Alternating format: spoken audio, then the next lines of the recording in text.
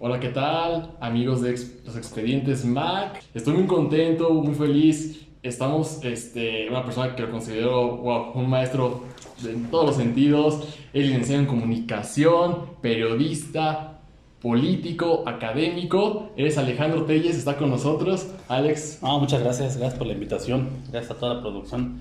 Y pues aquí estamos a la orden, digo, pues para platicar. Siempre es muy grato platicar. muchas gracias, Alex. Aparte, bueno, de ser mi maestro, eres mi asesor de tesis. Ahorita estamos haciendo una tesis sobre los libros de texto, haciendo un método comparativo, de eso os platicaré más adelante. Alejandro hizo una tesis sobre la isla Clipperton, un caso muy desconocido en la sociedad mexicana, pero muy interesante y que tiene a la vez casos turbios dentro del tema. La isla Clipperton es descubierta en 1704 por el inglés John Clipperton, por eso se llamó así. John Clipperton era un pirata.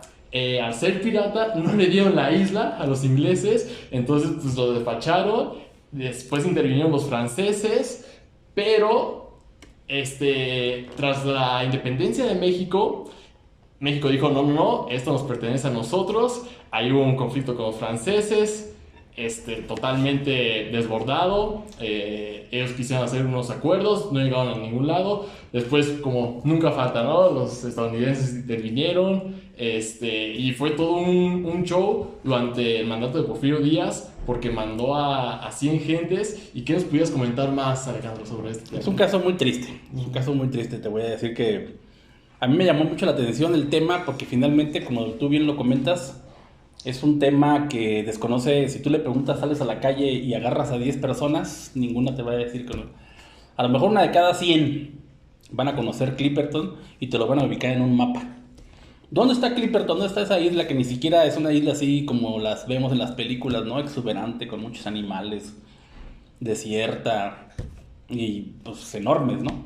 Es un atolón realmente, un anillo que está entre las costas de Michoacán y Guerrero y son, pues digo, son muchas millas náuticas adelante. De hecho, creo que el punto más cercano es de Michoacán. Fíjate de aquí, el punto más cercano. Se pesca muy bien en ese lugar. Hay mucho atún, mucho atún. Yo he visto comentarios en redes sociales de gente que incluso han llegado a desembarcar y, y han comido cocos de ahí. Pero pocos conocen la historia. Efectivamente, cuando el mundo se empieza a repartir hace más de 500 años, cuando las grandes potencias coloniales, principalmente de Europa, empiezan a escudriñar el mundo, cuando empiezan a explorar nuevos lugares, pues empiezan a encontrar territorios que se los achacan, ¿no? Digo, pues es que no todo el mundo está desarrollado como ellos.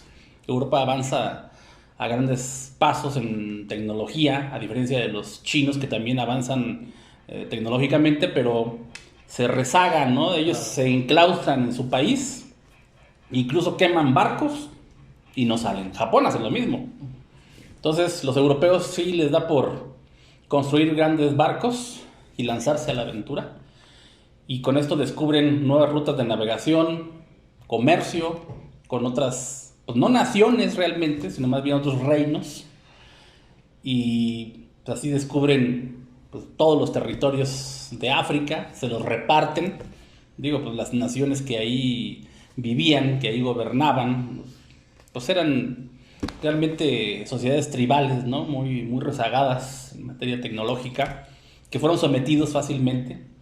Lo mismo pasó en Asia, en el sudeste asiático, lo que en ese entonces se denominaba como la Indochina, que se la quedan los franceses. África se la reparten prácticamente pues, Inglaterra, ¿no? Francia, Alemania, Holanda, Bélgica, que comete atrocidades importantes, ¿no? Muy tristes, lamentables en ese lugar.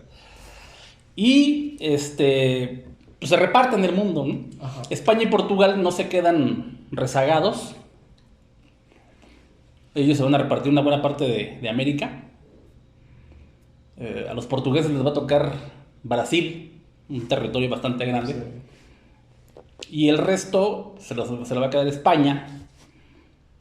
La parte norte, que más allá de la Alta California, es de los ingleses. En Canadá hay una disputa Inglaterra-Francia. Entonces, en este contexto de repartición del mundo, pues también están las islas.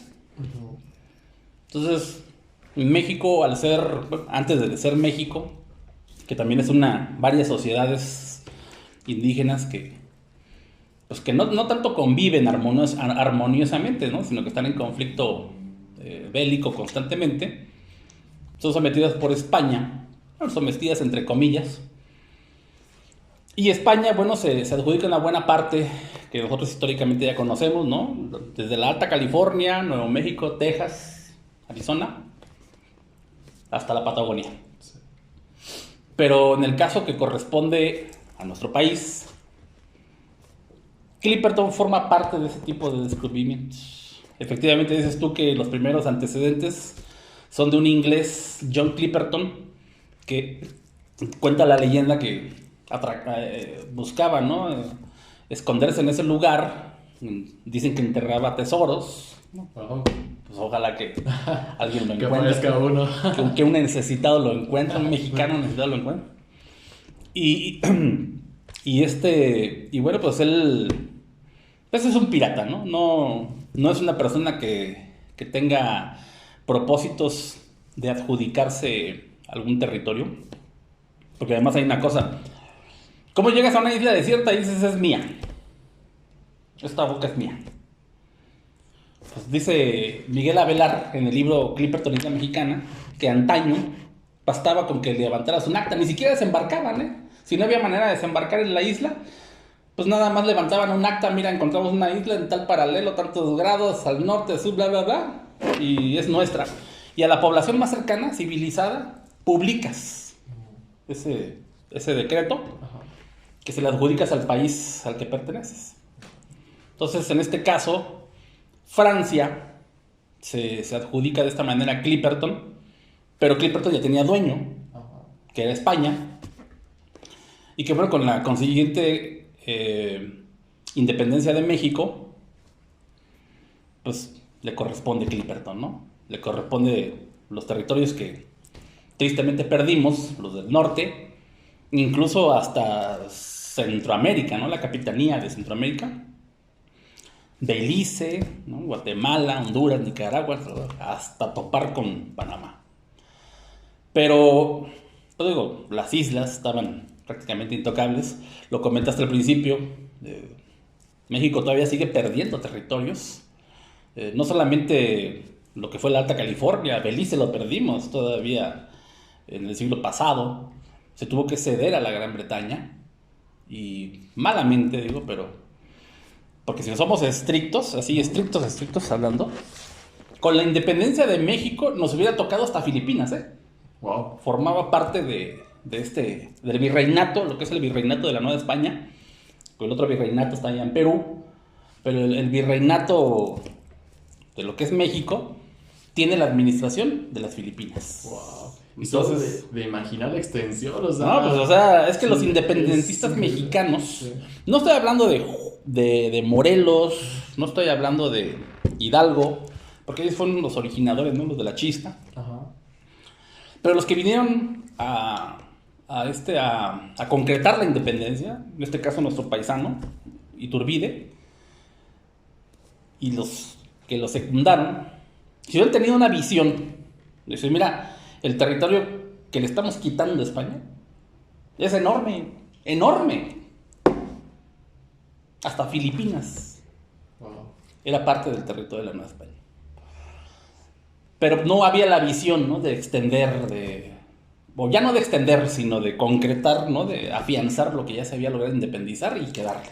Claro, y es que eran tiempos complicados porque aquí en México diferentes conflictos que había, eso lo dejaban en expandir el territorio como ya algo externo, ¿no? Como que ya alejado, y mejor se enfocaban en lo que había. Ya, y además había grilla interna, ¿no? La guerra interna, pues es lamentable, ¿no? Ese descuido, esa guerra de estar entre unos contra otros fue lo que hizo que se sentaran las bases para que los gringos llegaran y entraran como cuchillo en la mantequilla sin problemas. Se les pudo haber hecho frente bien, pero estábamos peleados entre nosotros. Entonces hay que decir, no, ¿por qué voy a enfrentarlos si yo estoy en contra tuya? O sea, es una bronca interna muy, muy, muy lamentable, ¿no? Muy triste. Así perdimos muchas cosas, mucho, por andar en la grilla interna. Fíjate, estuvimos a punto de perder Clipperton, todavía pertenecía a México, porque los franceses empiezan a tener pretensiones, ya reclamos formales. Se los hacen saber al gobierno mexicano, que en ese tiempo gobernaba mi general Porfirio Díaz. Y mi general, pues sí estaba en el plan de, no, de nosotros. Y manda un contingente, como tú dices, un contingente de soldados con sus familias a poblar la isla Clipperton. ¿Qué es la isla Clipperton? Yo sé que la busco en internet. No sé, digo, a lo mejor igual tú la pondrías ahí en la... Pero Clipperton... Es un Pacífico, ¿no? Es un atolón. Sí. Es un atolón. O sea, te digo, no es siquiera una isla así, digamos que decente, ¿no? Sí. Es un anillo. Es la boca de un volcán. Ya es que en el Pacífico está lleno de este tipo de islas. Ajá. Que en algún momento fueron volcanes y que luego se hundieron y ya nada más les quedó la puntita, ¿no? Por eso son como anillos. Así. Digo, ya en algún momento ustedes lo pondrán. La gente que nos llegue a ver, pues ahí le googlean y van a ver que pues tiene un lago con agua media turbia, media rara, en medio, pues, tiene vida. Y alrededor, pues hay una gran variedad de peces susceptibles de explotación comercial, principalmente el atún. Entonces, Francia pues, está pretendiendo dominar la isla. Los gringos la están explotando, ¿eh? Así, ya con la venia, fíjate, hasta eso con la venia del gobierno mexicano, que es al que le estaban pagando para explotar el guano de las aves que están ahí.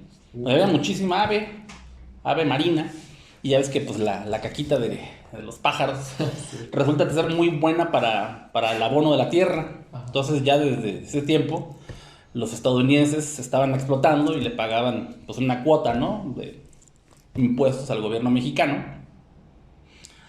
Y en alguna ocasión llegan los gringos y le dicen a los gringos, a ver, bajen la banderita que tienen ahí, la banderita gringa, y se pone la mexicana, y aquí nos vamos a asentar. Wow. Aquí vamos a imponer la soberanía mexicana. Y ahí se quedan ahí. Esto fue antes de 1910. Te digo que fue antes de 1910 porque pues, la vida, digamos que era apacible. Sí. Hay varios libros sobre la isla Clipperton. Hay uno del general Urquizo, que es el que me invitó a investigar más sobre ese pequeño librito. No es fácil de conseguir, pero si lo llegan a conseguir, léanlo. Él narra con una visión, a lo mejor un poco militarista, si tú quieres, y histórica también, histórica, las peripecias de la gente que vivió en esa isla. Ahí murió y vivió, nació mexicano, o sea, en esa isla.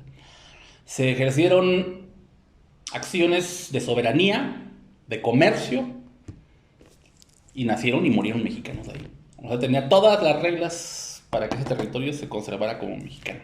Incluso habían puesto una pequeña vía de tren, ¿no? Alrededor.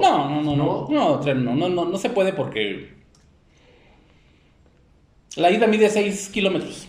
Ok, sí. Es pequeño. Ajá. 6 kilómetros realmente es pequeño. Porque vi que realmente pusieron como que un de tren, pero así, o sea, sí que... Había unos rieles, pero no eran de ferrocarril, por supuesto. Ajá. Eran para facilitar el traslado del guano a los barcos. Ajá.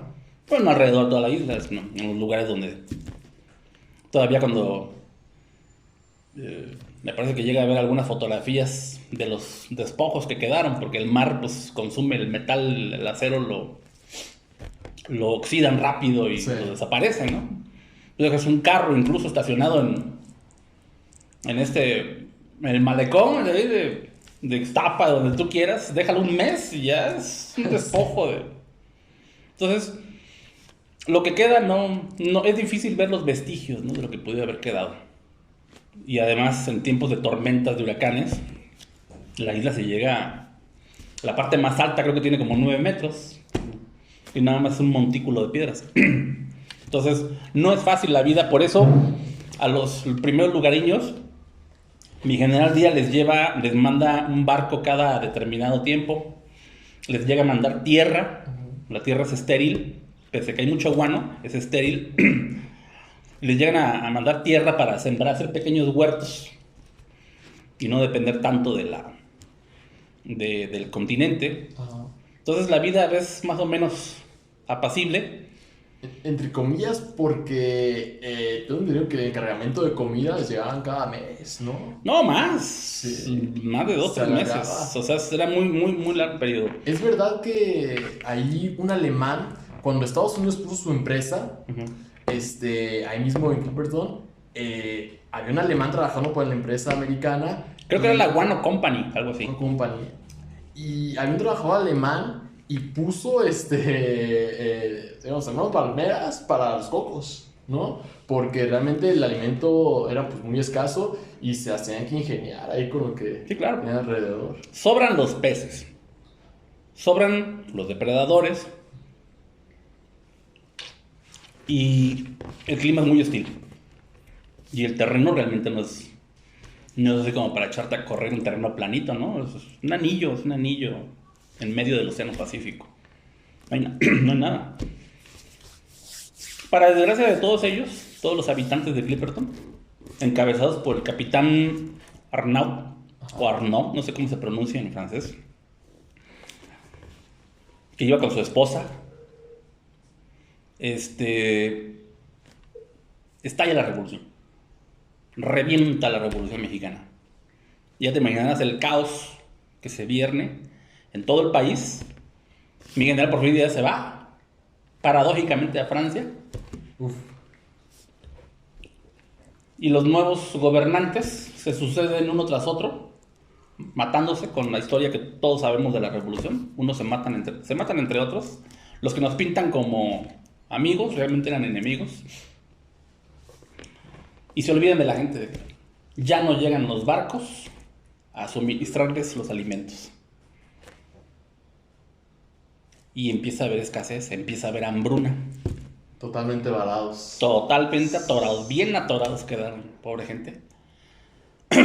Y para acabarla de fregar, llega una tormenta, un huracán, que barre con todos los pequeños huertos que se habían y vuelve a poner estéril la tierra. Y la gente empieza a morir, principalmente por el escorbuto. El escorbuto es una enfermedad que se da por la ausencia de la vitamina C, hasta donde yo sé. Eso les pegaba mucho a los marineros hace muchos años. Les empiezan a sangrar las encías, sufren algunos síntomas, una muerte muy dolorosa, muy lenta incluso. Se resuelve comiendo limón, ¿eh? Ah, sí. Se resuelve el asunto echándote unos limones. Pues se recomendaba antes de los viajes, se consumían jugo de naranja y eso les hacía bastante bien. O sea, llevarse algunas naranjas por ahí porque cuando dejas de consumir la vitamina C en periodos ya prolongados, se empieza a tener algunas enfermedades y muere, la gente empieza a morir así en Clipperton, ¿no? Mujeres, niños. El asunto es que la cantidad de gente que fue, Ajá. algunos también mueren, o sea, que ahogados. El propio capitán Arnaud, intentando rescatar a alguien, junto con otros, llegan a ser devorados por un tiburón, por mantarrayas. O sea, la gente está en una situación como de las películas de terror, abandonados a su suerte. ¿Y es cierto, Alex, que hubo canibalismo entre ellos? Mira, hay varios libros. Hay una novela de una colombiana, me parece. También habla de Clipperton, pero ella es una novela, digamos que historicista. Ay, ¿cómo se llama esta mujer? Ahorita me voy a acordar. Creo que llega a mencionar algo, ¿no? Si se dio o no se dio el canibalismo. Pero sí se dan situaciones de precariedad a grado tal de que se comen las mismas aves marinas, ¿no? Se comen las gaviotas, se comen, pues prácticamente, como dice el proverbio, ¿no? Si camina, corre, camina, vuela o nada. Si corre, vuela, no, es... Lo que se mueva. Mientras se mueve. O se mueva es a la cazuela, así termina. se corre nada o se mueva a la cazuela. Están en esa situación. No me acuerdo haber leído algo de... No me había visto así con profundidad que hubiese canibalismo. Lo que sí hubo es que la gente se empezó a matar incluso entre ellos. Se asesinan entre ellos. Hasta que finalmente quedan 4 o 5 mujeres, entre ellas la esposa del capitán Arnaud. Y queda un soldado. Un soldado de origen, me parece que africano, por cierto. Este soldado termina violando a las mujeres, termina imponiéndose y se nombra a sí mismo rey o emperador de la isla. O sea, ya la locura, pues. O sea, Sí, ya era locura.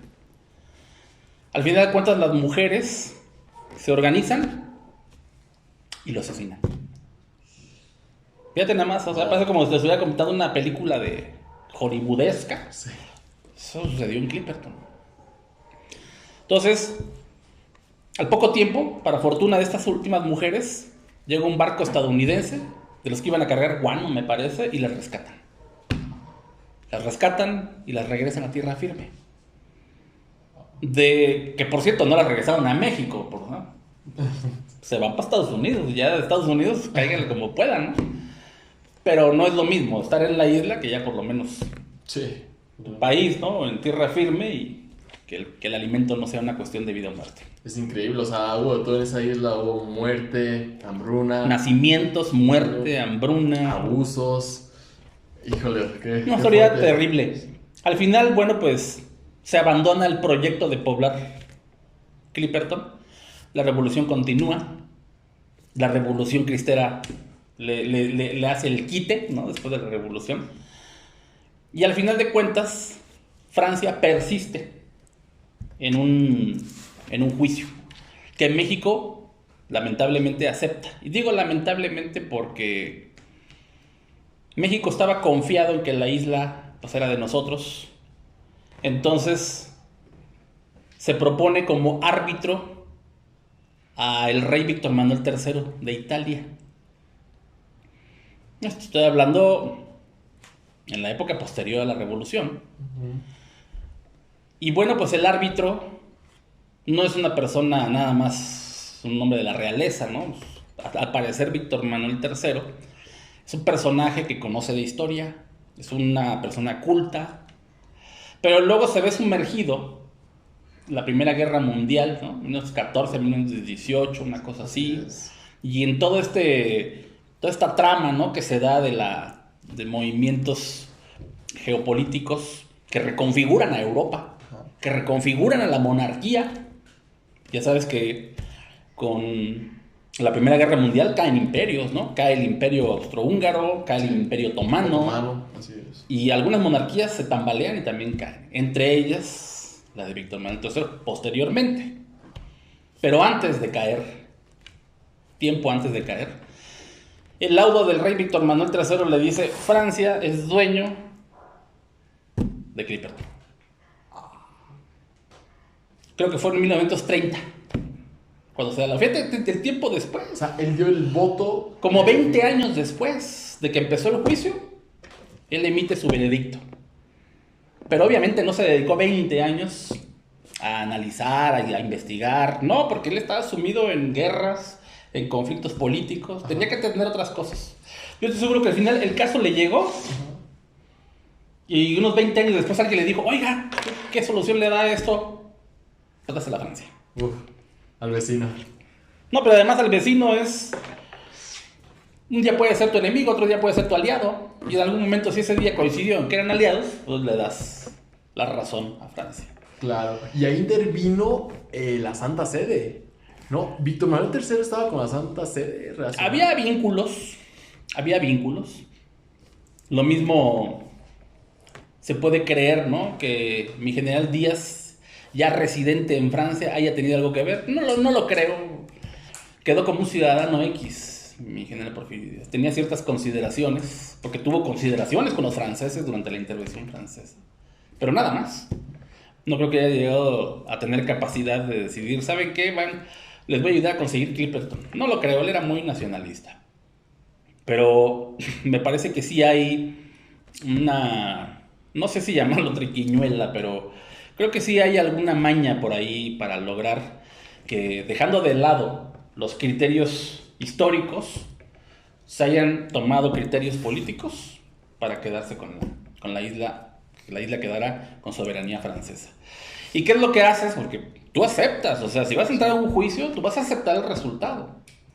Y México tristemente dijo, pues sí, aceptamos el resultado. Y en 1931, en el Congreso de nuestro país, se hace la votación para separar a Clipperton del territorio nacional y dejarlo así en la Constitución política de nuestro país. Entonces así, 1931, constitucionalmente dejó de pertenecer Clipperton a soberanía mexicana. Madrazo así. Gancho Trancazo en el himno. Que no es lo mismo, si dijeras tú, fue el último territorio que se perdió. No, también se perdió el chamizal. Pero ese se volvió a recuperar. Por un movimiento del río. Un día el río, pues, que es la división natural, se desvió hacia México. Y toda esa parte que se llama el chamizal queda del lado estadounidense. Pero ya posteriormente, a través de un tratado, se regresa el chamizal a soberanía. Fue un acuerdo bastante aceptable del gobierno estadounidense que dice, pues sí, tienes razón, o sea, el río se desvió. Entonces, esa parte les correspondía, vamos, o sea, no hay que ser pues tan irracionales. Sí. ¿Qué es lo que pasa? Clipperton ahí está despoblado. De vez en cuando van comisiones francesas a arriar una bandera, ¿no? A hacer los honores. Vayamos, hijos de la patria. Cantar su himno y se van. Nomás para sentar que ahí la soberanía está puesta, ¿no? Sobre ese territorio. Les queda como a 10,000 kilómetros. No, son muchos kilómetros. En línea recta. Ahora imagínate tener que atravesar todo el Océano Pacífico. Sí. O sea, ellos tienen dos opciones. Agarrar el Atlántico, darle a la Patagonia y aventarte todo ese trayecto hasta llegar a Clipperton. Sí. Y la otra opción es agarrar de toda el África, Ajá. pasar por todo el continente, el Océano Índico, Ajá. llegar al Océano Pacífico y aventarte. El Océano Pacífico es enorme, enorme. O sea, no manches. Toda una travesía sería Y eso. llegas hasta Clipperton. Yo creo que la conveniencia de Francia por tener esa isla no le da. Y no le da porque la lejanía es evidente, el tamaño no es la gran cosa, pero hay un detalle que luego no sabemos. ¿Qué pasa con el mar territorial o mar patrimonial y la zona económica exclusiva? Hay un mar patrimonial que forma parte de lo que te corresponde a ti como país, porque el país no termina donde termina la arena de la playa, un poquito más, podrían ser unos 5 kilómetros. Originalmente se pone como la bala de un cañón, la ponen en la orilla y hasta donde reviente la bala, hasta ahí termina el territorio nacional. 5 kilómetros. Entonces, a nivel internacional está acordado que hay una franja marítima que es para ti, forma parte de tu nación. Pero luego, ya con posterioridad, se decidió que fueran 200 millas náuticas de mar patrimonial. Digo, de zona económica exclusiva. O sea, no es tu océano, pero tienes el derecho de explotarlo tú y nadie más. Entonces imagínate, si el territorio mexicano no termina en la arena, sino 5 kilómetros, ese es tu territorio. Pero como zona económica tienes 200 millas náuticas, zona económica exclusiva, donde puedes pescar, donde puedes hacer a lo mejor hasta minería subacuática. Claro, comercializar. Sí, claro. Y nadie más lo puede hacer. Con el derecho del mundo llegan los barcos chinos y dicen, a ver, compas, estas aguas son de zona económica exclusiva para México. Entonces se ejerce cierta soberanía, dice Sepúlveda en su libro Derecho Internacional. Se puede ejercer cierta soberanía. Y bueno, pues México tiene, pero no alcanzan a llegar a la isla. Sin embargo, si tuviéramos la isla, aparte de esas 200 millas, son 200 millas alrededor de Clipperton. Es como el tamaño de Francia, así te lo pongo. Sí. Imagínate el tamaño de Francia. Es lo que tendríamos de zona económica exclusiva alrededor de esa isla. Actualmente se le tiene que pedir permiso a Francia para pescar allí. Lo que no sé es si se le tiene que hacer un pago. Supongo que sí. Supuesto. Un impuesto se tiene que pagar porque estás pescando en su zona económica exclusiva. Y es un acuerdo a través del Senado de la República, ¿no? Que se dio a finales de los 90, principios del 2000, donde se hace un acuerdo de solicitarle un permiso a Francia para que se le permita pescar alrededor de Clipperton. Porque hubo casos en donde atuneros mexicanos fueron detenidos por embarcaciones francesas que estaban pescando ahí. Híjole. Imagínate la tristeza. Sí. Oye, estoy tan cerca, Sí. puedo explotar. Sí. O sea, si Francia quisiera explotar el atún de ahí, no le da. Tienes que mandar el barco a esa distancia que te digo. Sí. Gastando toda la lana del mundo Claro. en combustible, en refrigeración, en todo. Pescar, conservar el pez y luego te regresas a Francia. No, tú una travesía. O sea, no te conviene. Sí. No te conviene. Claro. A menos que usaras barcos de esos megafactorías, o sea, solo así podría ser, pero aún así es muy costoso. Para lo que le vas a sacar del atún que sacas, Sí. no creo que convenga mucho. A México sí le conviene porque la distancia es más cortita, Claro. muy cortita. Entonces, ahí tenemos un primer problema. No podemos explotar alrededor de la isla sin el permiso de Francia.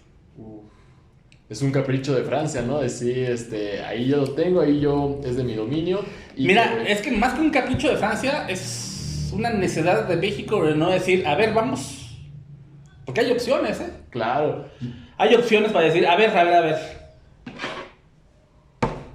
Porque también lo dice el derecho internacional. Si no estás de acuerdo con el laudo, porque crees que hubo imprecisiones, dolo de quien emitió el laudo, si crees que hubo algún fallo, puedes impugnar. México no ha impugnado. México aceptó el laudo y dijo, está bien. En lugar de decir, no, a ver, señores, tenemos documentos históricos, ahí se ejerció soberanía, se ejerció comercio, nacieron, murieron mexicanos en ese lugar. O sea, no me vengan con que es de Francia, por el amor de Dios. Así. Entonces, tenemos que tener en consideración que México lo primero que tiene que hacer es popularizar el tema. Yo lo dije en mi tesis. La gente no lo conoce. Hay que popularizar el tema. Que la gente lo conozca. Que la gente quiera esa isla. Sí, incluso tú en tu tesis comentaste, Alex, que fuiste a la Embajada de Francia, Sí. a Ciudad de México, y que ahí te encontraste pues con los diplomáticos. ¿Y qué te respondieron a esta cuestión que tú... Fíjate que esa es la parte interesante. Porque yo cuando les dije, yo sí les cuestioné, ¿no? La cosa esta de por qué tienen Clipperton, considerando que podría haber algunos fallos, ¿no? En la resolución de Víctor Manuel III, y que estarían dispuestos a entrar a una nueva negociación. Y me dice el primer secretario del embajador en ese tiempo, hace ya varios años, no recuerdo su nombre, me dice, es que México no ha dicho nada. Y pues sí. Entonces México no tiene interés, nuestro país no tiene interés en retomar negociaciones con Francia y decirle, a ver, vamos a llegar a un acuerdo con la isla. ¿Por qué no? Y hay opciones, yo me manejo opciones, y hay opciones razonables, porque hay opciones irracionales, como la guerra. Entonces no podemos llegar y ocupar como los argentinos, ocupan las Malvinas, que tienen derecho sobre las Malvinas, todo el derecho. Se los quitaron los ingleses. Pero ya en el siglo XX, ante los ojos de la comunidad internacional, los argentinos se ven como los agresores. Ellos se van a ver como los agresores. Incluso en la isla de Clipperton le llaman las Islas Malvinas Mexicanas, ¿no? Sería como la Malvina mexicana. La Malvina mexicana. Que es chiquitita, ¿no? Obviamente Sí. Clipperton, las Malvinas pueden tener un asentamiento grande de personas. Sí. Muy importante, incluso crían ovejas. Es grande el territorio. En comparación, pero en lo que sí hay coincidencia es que ambas se perdieron en la etapa posterior a la independencia. O sea, nuestros países, Argentina y México, todavía no se lograban afianzar como naciones. Y era fácil, ¿no? Quitarles territorios porque todavía no estábamos bien organizados administrativamente. Claro. La cosa es que, pues, no tenemos el interés, ningún gobierno mexicano ha tenido el interés, pocos legisladores han levantado la mano y dicen vamos a voltear los ojos a Clipperton, muy pocos. Entonces yo creo que es buen momento, las relaciones Francia-México son buenas diplomáticamente hablando y tenemos muchas cosas en común. Yo creo que si se puede establecer una nueva negociación, yo no propongo entrar en un nuevo conflicto judicial, porque creo que perderíamos. Sí. O sea, no veo yo mucha imparcialidad en el resultado que se pudiera dar. Yo voy por la compra. O sea, sí hay manera de que Francia se pueda despojar de una, ¿no? Y que México compre. No va a comprar barato, por supuesto que no, pero también tenemos que tener en consideración que aunque no tenemos dinero, tenemos todavía hay petróleo suficiente como para poder pagar. O sea, tenemos un recurso que pertenece a la nación, que no se le tiene que quitar a los ricos, a los clases medieros. No, esto forma parte de la nación. Y si hay acuerdos en los que se le proporcione petróleo a cambio de la isla, obviamente a perpetuidad, se puede llegar a un acuerdo. Esa sería, yo creo que mi principal propuesta. La segunda propuesta es un gobierno coparticipativo, es decir, soberanía mexicana, soberanía francesa, y los dos aprovechan el recurso. Se puede establecer ahí una base naval para el control del tráfico de drogas, porque transita mucha la droga por ahí. Wow. Podemos establecer centros de investigación de biología marina, que es muy importante para la preservación del lugar y para la preservación de la pesca. Y en algún momento dado, la minería subacuática. La última instancia, la tercera y última, es entrar a un nuevo litigio legal, a un nuevo litigio en el que corremos el riesgo, ahí sí, de volver a perder y ahí sí ya no poder hacer nada.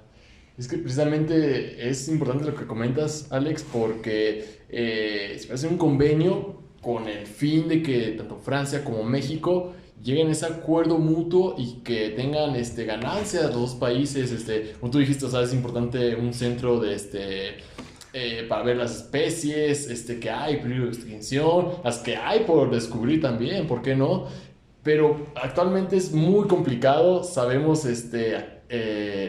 lo que estamos atravesando actualmente en las guerras. Ahora está la guerra, tristemente, de Israel y Palestina, muy fuerte, lo que estamos viendo de imágenes, de información, nos hacemos esas dudas si si es real esta noticia, porque es tan fuerte que causa un impacto interior entre nosotros y nos deja... Y son muy conflictos grandes. igual, son conflictos por tierra, ¿no? Pero además son herencias del pasado colonial. O sea, cuando dicen, no, es que la culpa la tiene Estados Unidos, la culpa la tiene tal. O sea, no hay una culpa como tal, porque finalmente, pues, los países, y antes de ser países, los reinos, y antes de ser reinos, las sociedades tribales, pues, tenían ciertas fronteras, delimitaban ciertos territorios que eran cambiantes con el paso de los años. Cambiaban porque migraban, o cambiaban porque abandonaban, o cambiaban porque se los quitaban. Entonces siempre hubo modificaciones en todas las fronteras, hasta que los colonizadores impusieron, pues, obviamente, sus reglas y, por supuesto, sus delimitaciones. Entonces, a la hora de que estos países se independizan, pues sin querer queriendo, también heredan los problemas fronterizos. Claro. Heredan problemas fronterizos, por ejemplo, la Indochina francesa. Sí. Se independiza una región, termina conformándose por 3 países, casi eran 4 países, lo que es Laos, Camboya, Vietnam, que Vietnam terminó fraccionado en 2, ¿no? Vietnam del norte, Vietnam del sur, exacto. pues hubieran sido 4 países, pero al final de cuentas, ¿quién definía qué países quedan después de la independencia?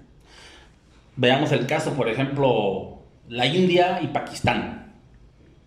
Realmente, pues es la India, ¿no? Lo que está colonizado, pero también hay una región musulmana, o varias regiones musulmanas, que corresponden a otra nación, a otra ideología, a otro pensamiento, y que son reacios también.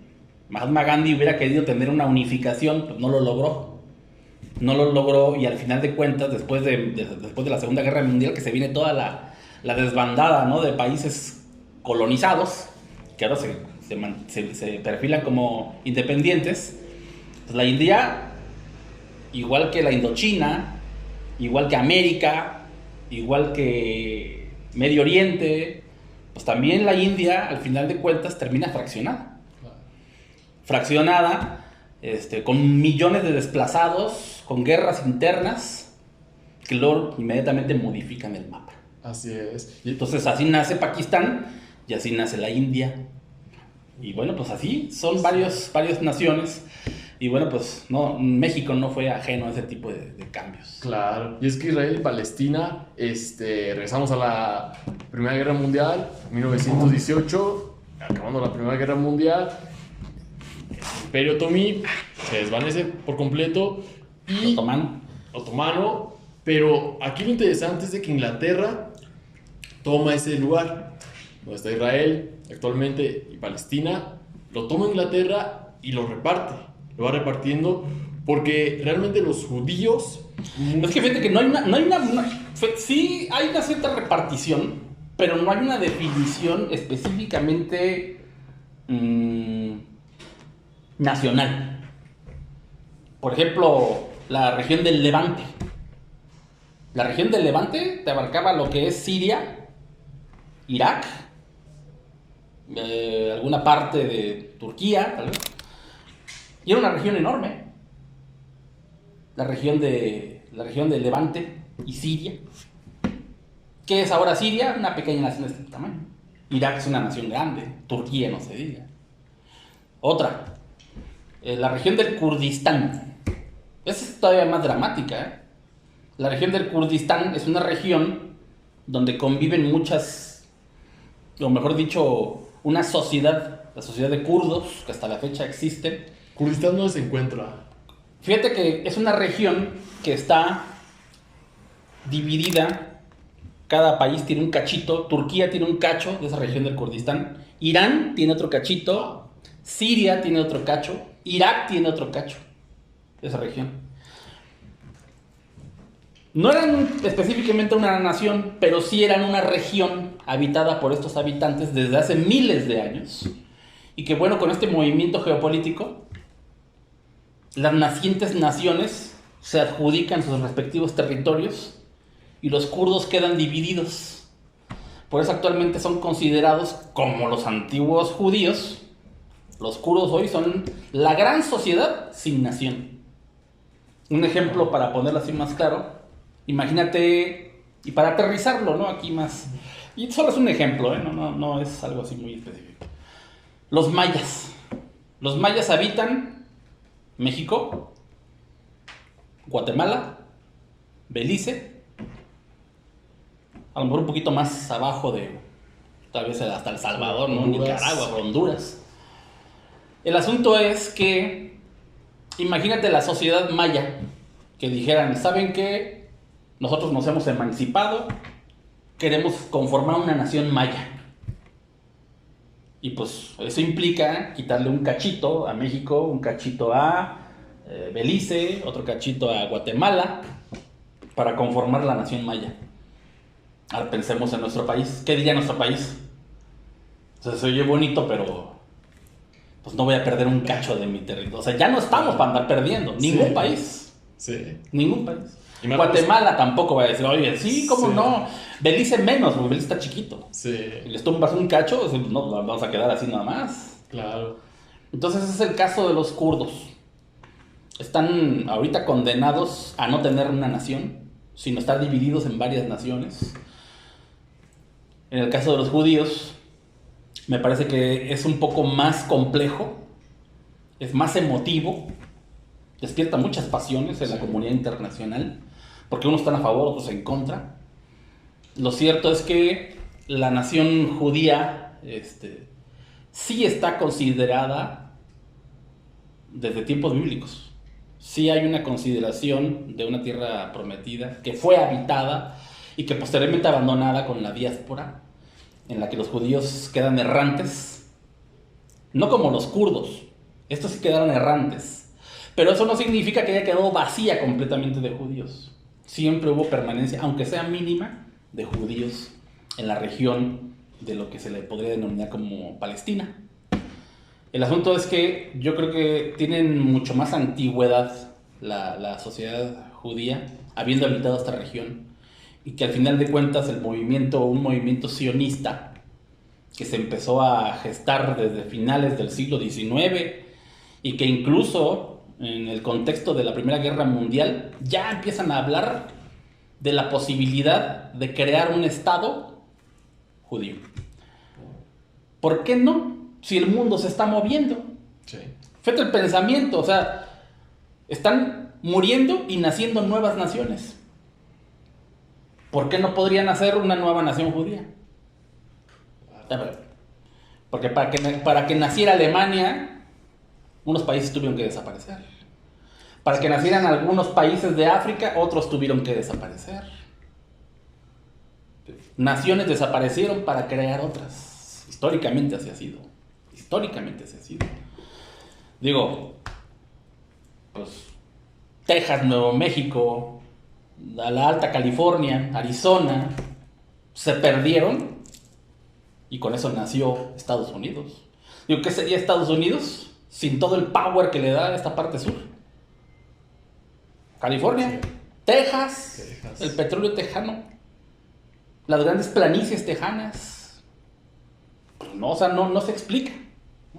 Entonces te digo, este movimiento sionista pues dio pie, ¿no?, a esa posibilidad de comprar territorios, de adjudicárselos a la fuerza, por supuesto también, de desplazar gente. Y así lo hicieron. Entonces, les favoreció, lamentablemente, la cuestión de la Segunda Guerra Mundial y el genocidio que se da en contra de su pueblo. ¿Por qué? Porque la comunidad internacional vio legítimo el nacimiento de una nueva nación en la que nadie los molestara, ¿no?, digámoslo así.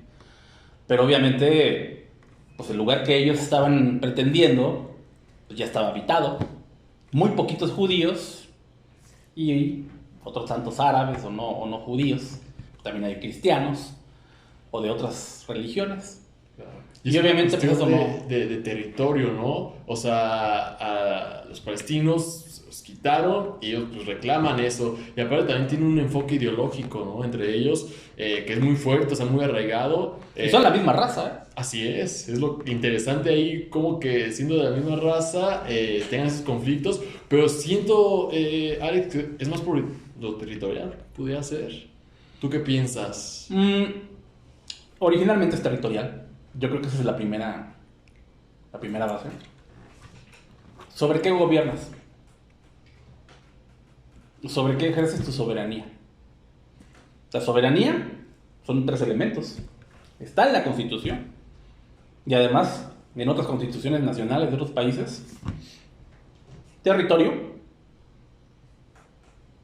gobierno y el pueblo, la gente. No puede haber una nación si te falta uno de estos. Totalmente. No puede haber.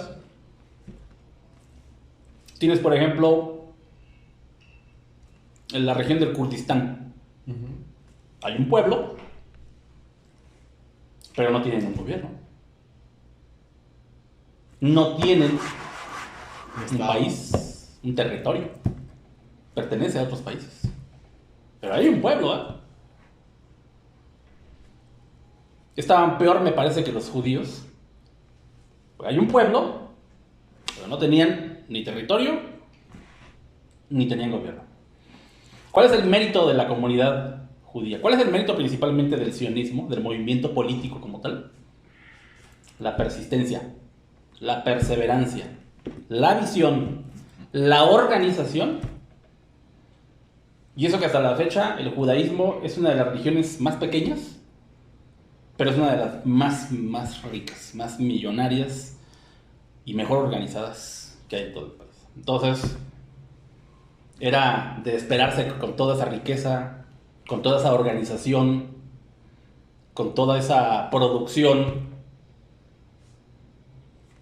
lograran desplazar a comunidades más pobres, más marginadas y menos organizadas. Claro. ¿Qué es Palestina?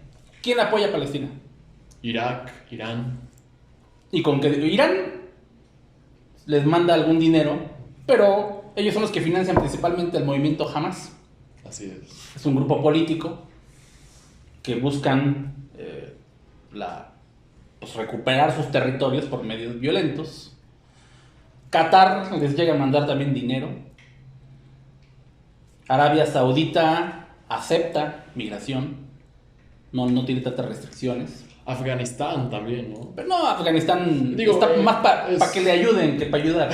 Sí. Creo que ellos no están así como para tender la mano. Entonces, yo creo que sí hay poco interés de la comunidad internacional sobre Palestina. ¿Por qué? Porque no están asentados sobre el petróleo, no tienen grandes minas, no tienen grandes producciones agrícolas o pesqueras, y lamentablemente nadie se interesa por ellos. Está como el caso del Tíbet. El Tíbet deja de existir como una nación, finalmente un país, y los chinos se lo adjudican. Se lo adjudican y hacen pues la misma técnica, ¿no?, que hacen los mismos judíos, es poblar y desplazar gente nativa para arraigar el nuevo pensamiento y el nuevo sistema político. Entonces, Y es que digo, es interesante porque al final cada persona, cada individuo tiene su lugar de origen. O sea, al final Estados Unidos se quedó con California, con Texas, Nuevo México, y al final está lleno de paisanos mexicanos, ¿no? De alguna forma, y pasa lo mismo, ¿no? porque ellos mismos reconocen que siempre hubo mexicanos ahí. Sí. No puedes decir, bueno, llegamos y desplazamos.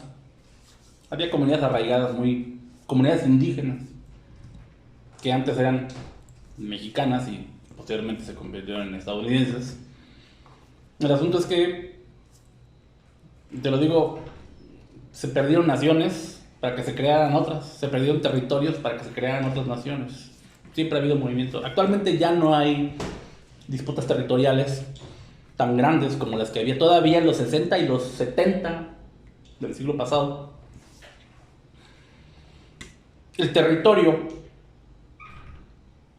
del actual Israel era pequeño, pero no nada más por lo que le quitó a Palestina o le compró también a Palestina, sino porque lo que ganó en las posteriores guerras. Hay que recordar que Israel desde su nacimiento fueron muy buenos para la guerra estos compas, muy buenos. El Estado de Israel se funda en 1948, recién acabada la Segunda Guerra Mundial. Recién acabada la guerra mundial nacieron nuevas naciones. Obviamente, la resolución de la ONU, el reconocimiento como tal, me parece que se da en el 47. Al año siguiente son atacados, al poco tiempo son atacados de que se declaran ellos mismos independientes. Al poco tiempo los invaden prácticamente todos sus vecinos y logran repeler. Fíjate la organización judía, logran repelerlos. Me dio un Salen giro total. victoriosos de su primera guerra con sus vecinos. Wow. Y posteriormente van a venir otras guerras, pero las más importantes, aparte de la posterior a la independencia, es la guerra de los 6 días, en donde aplastan a Egipto, que en ese tiempo era la cabeza de las comunidades árabes que combatían a Israel. Egipto, una pizca de Irak, a Siria, principalmente, y en 6 días aniquilaron a todos estos ejércitos. Aniquilados completamente y especialmente a sus fuerzas aéreas. En solo 6 días. Y gracias a esa guerra logran adjudicarse casi cuadruplicar su territorio. Territorios que le quitan a todos estos países. Le tumbaron mucho territorio a Egipto. Egipto recupera un poco en la guerra del Yom Kippur de 1973. Alcanzan a pellizcar tantito, agarran descuidados a los israelíes y logran recuperar un poco de territorios. Pero aún así, mantienen un territorio bastante grande a partir de las guerras que tuvieron con los vecinos. Wow. ¿Sí? Al final de cuentas, Egipto dijo, ya muere, Sí. estamos La hartos. paz. Hartos. Y hacen la paz. Y Egipto también pierde la supremacía que tenía antaño. Era la cabeza del mundo árabe, eran el liderazgo, que actualmente ya han perdido, que en su momento Irak lo sostuvo con Saddam Hussein. Actualmente Irán es el que tiene las pretensiones, no como árabes, sino como un pueblo antijudío, de encabezar, ¿no?, la lucha contra eso. Ellos son los únicos que se mantienen en el plan, como nación, de aniquilar al pueblo de Israel. Wow, qué interesante, No, porque pues está interesantísimo. y fuerte a la vez, ¿no? Porque al final sabemos en cada guerra nunca deja nada bueno, mueren personas inocentes a diario.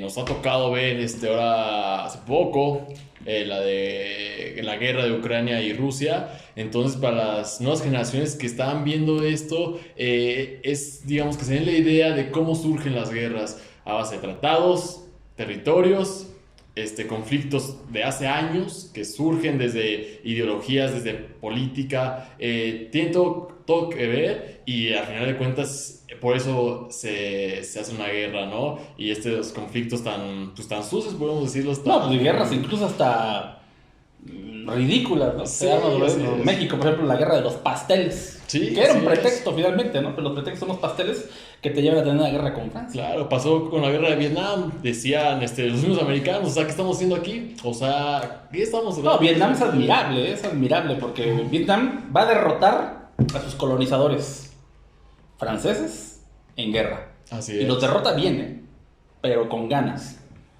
Derrota a los estadounidenses más económicamente que militarmente.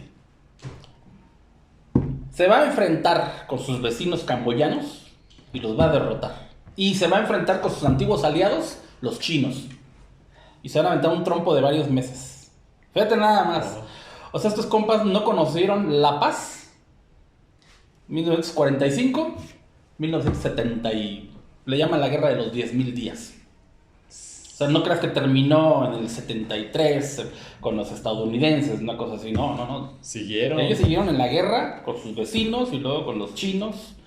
Y salieron bravos también para echar trancazos. Salieron muy bravos. Entonces, al final de cuentas, sí se consolidaron como una gran nación que lamentablemente padece de los efectos todavía de la guerra, los efectos sobre todo químicos, que han dañado sus campos y que le han generado incluso enfermedades a su propio pueblo. El agente naranja, ¿no? Hace poco vi un reportaje acerca elaborado de por efectos. Monsanto, por cierto.